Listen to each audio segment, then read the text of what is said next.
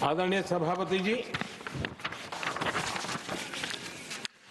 राष्ट्रपति जी ने गणतंत्र के 75 वर्ष के मौके पर संविधान निर्माताओं से प्रेरणा लेने का भी आग्रह अपने अभिभाषण में किया है। मैं आज बड़े संतोष के साथ कह सकता हूं कि हमारे संविधान निर्माताओं की जो भावना थी, उसी का आदर करते हुए, उसी से प्रेरणा लेते हुए हम आज आगे बढ़ रहे हैं।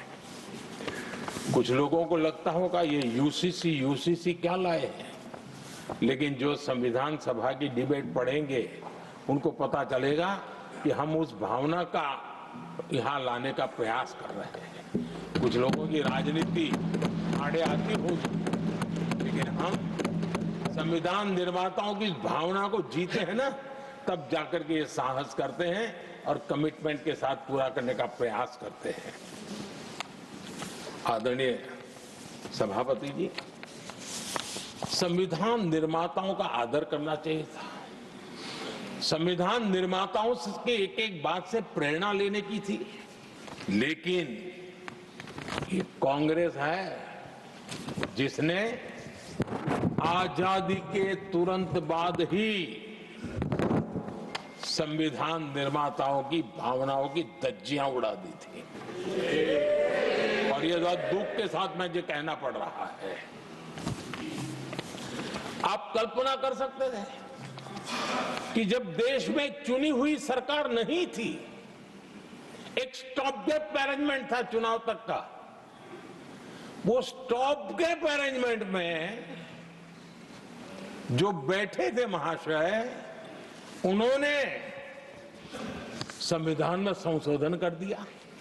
आते ही चुनी हुई सरकार करती तो थोड़ा भी तो समझ आता था, लेकिन उतना भी इंतजाम नहीं किया। और किया क्या उन्होंने फ्रीडम ऑफ स्पीच को कुचला, फ्रीडम ऑफ स्पीच को कुचला। अखबारों पर, प्रेस पर लगाम लगाई और डेमोक्रेट का टैग लगाकर घूमते रहे दुनिया में। देश के डेमोक्रेसी का महत्वपूर्ण स्तंभ, उसको कुचलने का काम हुआ। और ये संविधान की भावना का पूरी तरह अनादर था।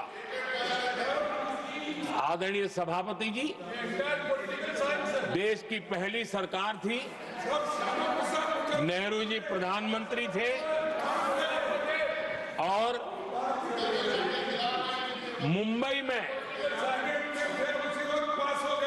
जब नेहरू जी प्रधानमंत्री थे, तब मुंबई में मजदूरों की एक हड़ताल हुई।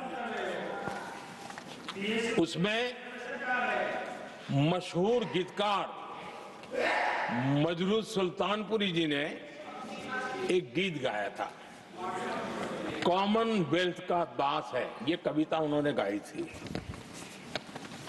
कविता गाने मात्र के गुणे में नेहरू जी ने देश के एक महान कवि को जेल में ठूस दिया।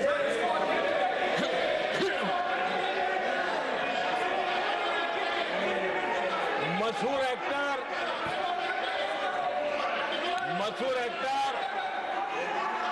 बलराज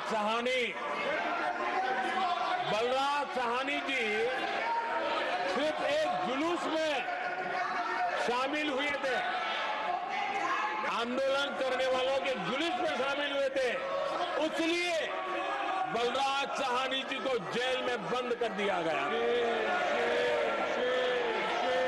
आदरणीय सभापति जी, लता मंगेशकर जी के भाई हृदयनाथ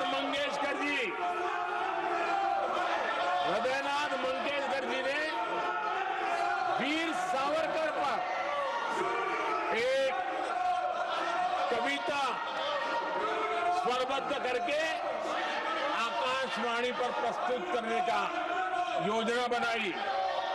इतने मात्र पर हृदयनाथ मंगेशकर जी को आकाशवाणी से हमेशा के लिए बाहर कर दिया गया।